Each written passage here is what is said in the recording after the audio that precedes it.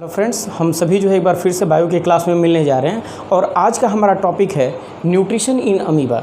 इसके पहले जो मैंने क्लास में आपको बताया था कि वास्तव में जो न्यूट्रिशन जो होते हैं वो दो प्रकार के होते हैं, ऑटोट्रॉपिक, हेटरोट्रॉपिक।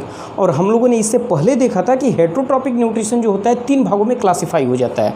पहला जो होता है वो पैरासिटिक होता है, सेकेंड जो होता है वो सैप्रोफिटिक होता है और थर्ड जो होता है यह क्या होता है, इसको हम होलोजोइक न्यूट्रिशन बोलते हैं। तो आज का जो हमारा टॉपिक है यह है nutrition in amoeba. Nutrition in amoeba यानी कि यदि हम अमीबा को देखें तो अमीबा एक प्रकार का माइक्रोस्कोपिक एक्वाटिक ऑर्गेनिज्म होता है, यानी ये प्रोटोजोअन में आने वाला जीव होता है।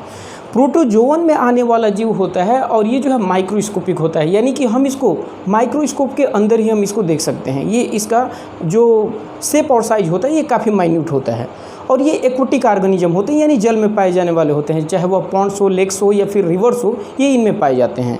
यदि हम अमीबा की बात करें तो अमीबा के अंदर जो है होलोजोइक न्यूट्रिशन होता है। होलोजोइक न्यूट्रिशन, जैसा कि हम जानते हैं कि होलोजोइक न्यूट्रिशन जो है एक जो कॉम्प्लिकेटेड जो एक प्रोसेस होता है उसमें ये कंप्लीट होता है, यानी इंजेशन की प्रक्रिया, फिर डाइजेशन होता है, उसके बाद एब्जॉर्प्शन होता है, एसिमिलेशन होता है और फाइनली जो होता है इजेशन की प्रक्रिया इसमें कंप्लीट होती है।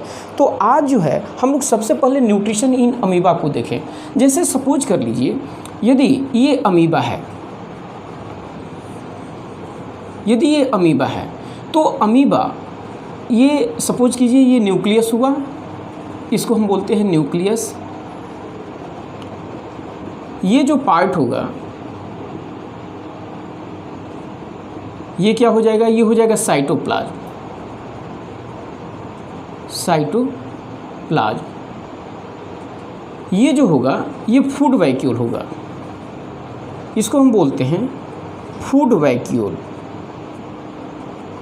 Food vacuole. और ये जो पार्ट होता है हम इसको बोलते हैं स्यूडोपोडिया। स्यूडोपोडिया। स्यूडोपोडिया। वास्तव में यदि हम अमीबा को देखें तो अमीबा जो होता है अपने आउटर सरफेस से एक फिंगर लाइक प्रोजेक्शन को जो होता है डेवलप करता है। फिंगर लाइक प्रोजेक्शन, यानी amoeba develop a finger like projection from the outer surface, this is known as pseudopodia. तो अमीबा जो होता है अपने आउटर सरफेस से क्या करता है, फिंगर लाइक प्रोजेक्शन को ये डेवलप करता है, इसको हम स्यूडोपोडिया बोलते हैं। सवाल ये उठता है कि स्यूडोपोडिया वर्क क्या करता है।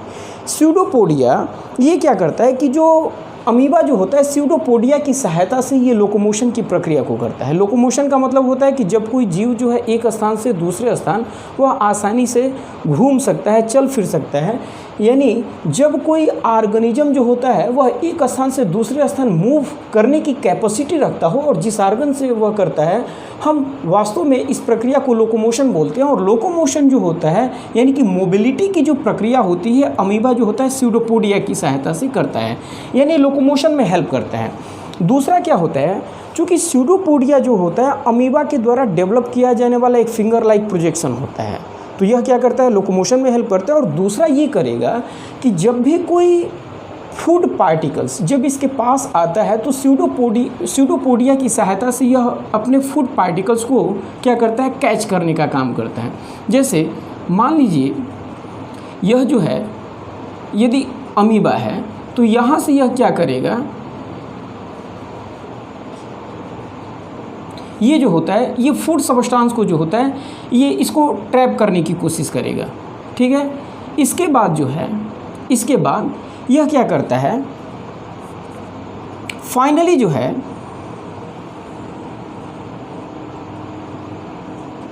ये फूड सब्सटेंस को जो है ये जो है अब इसको अंदर की तरफ लेता है और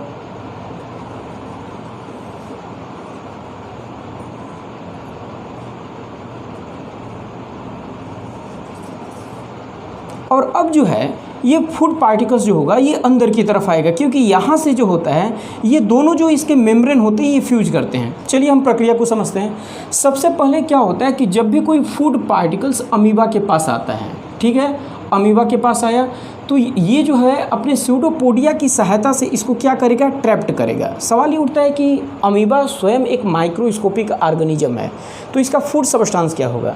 तो इसका फूड सब्सटेंस भी होता है, जैसे मान लीजिए डाई एटम्स हो गए या फिर एल्गी हो गए, ठीक है, या फिर प्लैंक्टॉन्स होता है। ये सभी इस तरीके के जो माइक्रोस्कोपिक जो प्लांट्स होते हैं, ये इसके लिए जो होता है न्यूट्रिएंट सब्सटेंस का काम करता है। तो जैसे ही जब कोई प्रे के पास ये पहुंचता है या किसी फूड पार्टिकल के पास जब ये अमीबा जो है पहुंचता है, तो ये क्या करेगा, ये अपने आउटर सरफेस से जो है यह फिंगर लाइक प्रोजेक्शन को डेवलप करता है, जिसको हम क्या बोलते हैं, स्यूडोपोडिया बोलते हैं। ये क्या होगा, स्यूडोपोडिया होगा।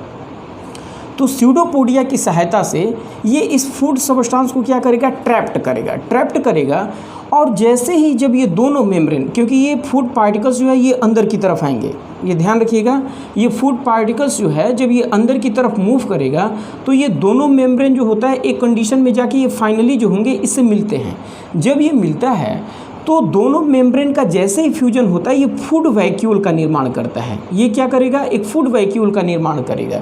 जब फूड वैक्यूल का निर्माण करता है अमीबा जो है, क्योंकि सेल मेम्ब्रेन जैसे ही फ्यूजन होता है सेल मेम्ब्रेन का, जैसे ही जब ये दोनों मेम्ब्रेन जो होता है इन्वेजिनेशन की प्रक्रिया के दौरान जैसे ही जब ये दोनों मेम्ब्रेन आपस में मिलते हैं तो ये फूड वैक्यूल को अंदर की तरफ जो होता है इनगल्फ करता है। यहाँ पे ध्यान देने वाली बात ये है कि जब भी कोई ऑर्गेनिज्म जो होता है वह क्या करता है कि अपने बॉडी सरफेस के थ्रू जो होता है या अपने बॉडी के किसी भी पार्ट से जब वह फूड को इनटेक करता है तो हम इसी प्रक्रिया को फैगोसाइटोसिस के नाम से जानते हैं। इसको हम क्या बोलेंगे, फैगोसाइटोसिस, ठीक है। यानी जब कोई ऑर्गेनिज्म जो होता है अपने किसी बॉडी पार्ट से जो है जब वो फूड को इनटेक करता है तो यही प्रक्रिया जो होती है फैगोसाइटोसिस कहलाती है। तो यहाँ पे क्या किया, अमीबा ने फैगोसाइटोसिस की प्रक्रिया को किया। क्यों किया, क्योंकि यह जो है अपने आउटर मेम्ब्रेन से जो स्यूडोपोडिया के रूप में डेवलप हुआ है, इस स्यूडोपोडिया की सहायता से यह क्या किया कि यह फूड पार्टिकल्स को अंदर की तरफ लिया। और जैसे ही जब ये दोनों मेम्ब्रेन जो होते हैं फूड पार्टिकल्स को जब ये इनटेक करते हैं और दोनों ही जब इनके मेम्ब्रेन्स जो होते हैं आपस में जब फ्यूज होते हैं तो ये फूड वैक्यूल का निर्माण करता है। अब जब यहाँ पे फूड वैक्यूल का निर्माण होगा तो ये क्या हो गया, ये है फूड वैक्यूल, ये हो गया फूड वैक्यूल। कैसे हुआ, जब फूड को इनटेकिंग करने के दौरान जब अमीबा के आउटर मेम्ब्रेन आपस में जब ये फ्यूजन करते हैं, आपस में जब फ्यूज्ड होते हैं तो वास्तव में ये फ्यूज जब होते हैं तो ये जो है फूड वैक्यूल का निर्माण करता है। अब जब ये निर्माण करता है तो इस अमीबा के अंदर जो होता है, आप सेल के अंदर जानते हैं एक ऑर्गेनेल होता है जिसका नाम होता है लाइसोसोम। ये लाइसोसोम के द्वारा जो होता है ये जुड़ जाता है, कौन, फूड वैक्यूल। यानी अमीबा के अंदर जब ये फूड वैक्यूल जब निर्माण होता है तो ये क्या होता है कि यह लाइसोसोम के साथ जुड़ता है। और लाइसोसोम आप जानते हैं कि यह जो होता है एंजाइम्स को कंटेन करते हैं। ये किसको कंटेन करेगा, एंजाइम्स को कंटेन करता है। तो ऐसे कंडीशन में यह जो होगा लाइसोसोम्स के साथ जब यह फूड वैक्यूल जुड़ता है तो यह जो है यह डाइजेस्टिव एंजाइम्स और जूस को जो होता है सीक्रेट करता है। तो ये क्या होगा, एंजाइम जो होते हैं इस फूड वैक्यूल को क्या करते हैं, ये इस कॉम्प्लेक्स फूड मटेरियल को सिंपल फूड मॉलिक्यूल में ब्रेक कर देते हैं, ठीक है। तो ये हम ये देख रहे हैं कि जैसे फूड वैक्यूल लाइसोसोम के साथ अटैच होता है इसके अंदर अमीबा बॉडी के अंदर, तो यह फूड वैक्यूल जो होता है कॉम्प्लेक्स फूड मटेरियल से सिंपल सॉल्युबल फूड मटेरियल में जो होते हैं ये टूटते चले जाते हैं, यानी इनका ये डिकम्पोज हो जाते हैं। जब ये डिकम्पोज हो जाते हैं तो ऐसे कंडीशन में ये जितने भी जो फूड सब्सटेंस जो एनर्जी के रूप में जो यहाँ पे फॉर्म होंगे, ये सभी स्मॉल जो न्यूट्रिएंट सॉल्युबल सब्सटेंस होते हैं ये पूरे अमीबा के साइटोप्लाज्म में जो होते हैं ये क्या होते हैं, ये डिस्ट्रीब्यूटेड हो जाते हैं। तो जब ये डिस्ट्रीब्यूटेड होंगे तो ऐसे कंडीशन में एनर्जी जो होता है यह चारों तरफ जो होता है ये क्या होता है, सप्लाई हो जाता है डिफ्यूजन प्रक्रिया के थ्रू।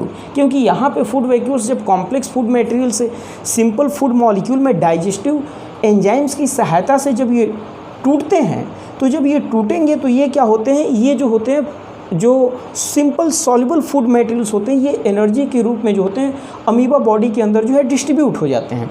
और इस तरीके से अमीबा जो है इस एसिमिलेटेड फूड का प्रयोग जो होता है वह अपने लिए एनर्जी के रूप में करता है, जैसे कि अपने सेल के शेप और साइज को इंक्रीज करने में, उसको बढ़ाने में, रिप्रोडक्शन की प्रक्रिया को कंप्लीट करने में और तमाम जो बायोलॉजिकल एक्टिविटीज़ हैं उनको कंप्लीट करने में ये क्या करता है, इसको कंप्लीट करता है। और फिर अपने किसी बॉडी सरफेस के थ्रू जो होता है ये क्या करता है कि इस जो अनडाइजेस्टेड फूड मटेरियल्स होते हैं ये बॉडी सरफेस से ही जो होता है उनको थ्रोन कर देता है। तो इस प्रकार से होलोजोइक न्यूट्रिशन की प्रक्रिया के तहत जो होता है अमीबा जो होता है अपने न्यूट्रिशन को कंप्लीट करता है। हालांकि न्यूट्रिशन जो होता है यह जो है 5 चरणों में कंप्लीट होता है, जैसे ही अमीबा ने इस फूड सब्सटेंस को इनटेक किया ये इंजेक्शन की प्रक्रिया हुआ। जब इंजेक्शन, क्योंकि स्यूडोपोडिया की सहायता से लिया तो क्या हुआ, इंजेक्शन हुआ। और जब यह यहाँ पे जब ये इनगल्फ कर लिया यानी कि इनटेक कर लिया, इंजेक्शन हो गया, उसके बाद क्या होता है कि इस फूड सब्सटेंस को यह जो है एंजाइम की सहायता से इसको ब्रेक करता है तो डाइजेशन होता है। डाइजेशन के बाद यहाँ पे क्या होता है कि यही फूड सब्सटेंस जो होते हैं अपने बॉडी सेल्स के थ्रू ये इसको क्या करता है, एब्जॉर्ब करते हैं। और एब्जॉर्ब करने के बाद जो है ये एसिमिलेटेड फूड जो होता है यह पुनः जो है एक बार फिर से डिफ्यूजन प्रक्रिया के थ्रू जो होता है पूरे अमीबॉइड बॉडी सेल्स में जो होता है इसको डिस्ट्रीब्यूट किया जाता है। ये एसिमिलेशन हुआ और फाइनली जो अनडाइजेस्टेड फूड मटेरियल जो बच जाते हैं फिर से ये अपने किसी बॉडी सरफेस के थ्रू ही उसको क्या करता है, बाहर निकाल देता है, यानी इजेस्ट कर देता है। तो इस प्रकार से यह अमीबा जो है होलोजोइक न्यूट्रिशन को कंप्लीट करता है, जिसमें यह 5 चरणों में कंप्लीट होता है, इंजेक्शन, डाइजेशन, एब्जॉर्प्शन, एसिमिलेशन और फाइनली जो होता है इजेशन। तो आज की वीडियो में हम लोग इस टॉपिक को यहीं पे समाप्त करते हैं, फिर हम लोग नेक्स्ट टॉपिक में मिलते हैं। Thank you.